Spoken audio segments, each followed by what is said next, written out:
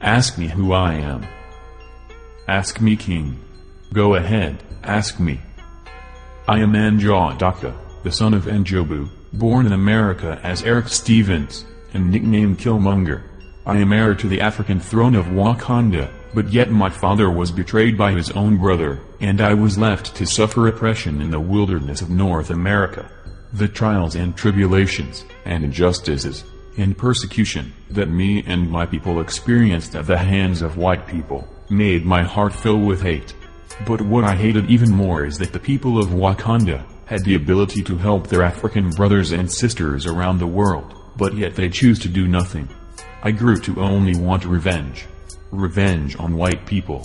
Revenge on the Africans. My plan was to take my rightful place on the throne, and exact my revenge by going out to cause chaos and anarchy, and colonize the world. My plan was to bang on that wicked-ass beast daily, and cause a holy war. This is why the mask that I wore in the Black Panther movie resembled the head of Baphomet, the deity purportedly worshipped by the holy warriors during the time of the Crusades, called the Knights Templar. You see, hate breeds hate. I am a product of my environment.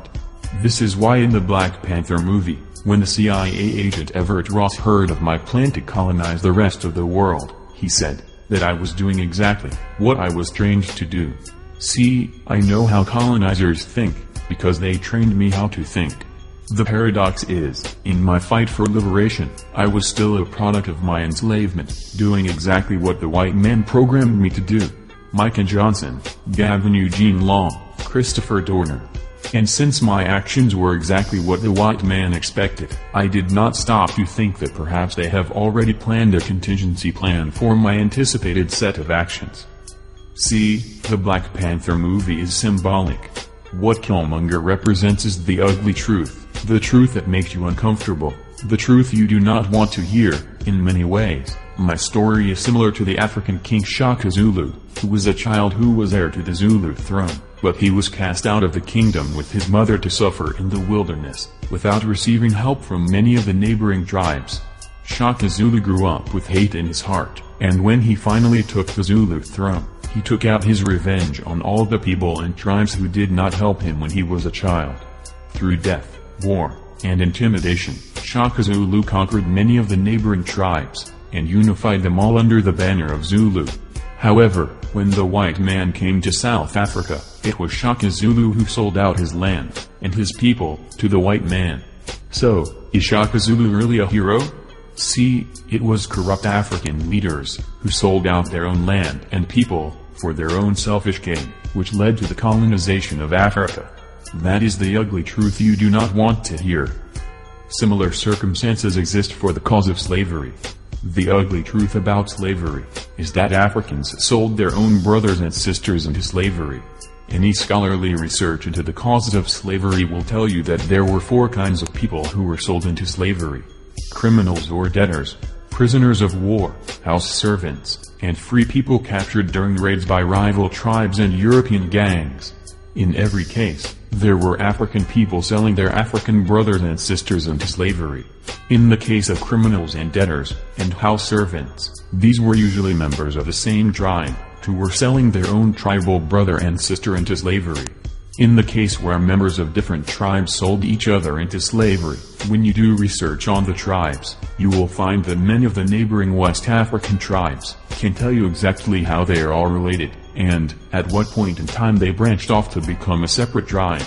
So they knew they were selling their own family into slavery, but they cared more about selfish gain. That is the ugly truth you do not want to hear. But you would rather maintain the lie, as they say in the Black Panther movie. Also, in the Black Panther movie, the priest Zuri was the one who snitched on Killmonger's father, which got him killed, and Zuri went on to become a powerful high priest in the tribe.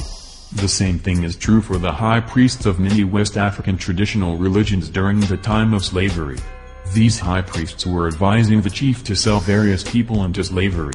So if you reject the religion of Christianity because of its involvement in slavery, or if you reject the religion of Islam because of its involvement in slavery, then you should also reject the West African religion of Ifa, because those Babalawe priests were advising the chief to sell your ancestor into slavery too. I know, some truths are too much to bear. You want to maintain the lie. But the reality is that the suffering, brutality, and cruelty that Africans have faced at the hands of white people through slavery and colonization was facilitated by our own African family members for their own corrupt selfish greed.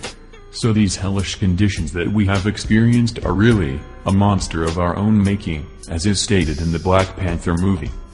Lastly, if you are a descendant of the transatlantic slave trade who is alive today, then your ancestor did not jump from the ships because they knew death was better than bondage, because if they had jumped from the ships and killed themselves, then you would not be alive today. So do you want to deal with the truth, or do you want to maintain the lie?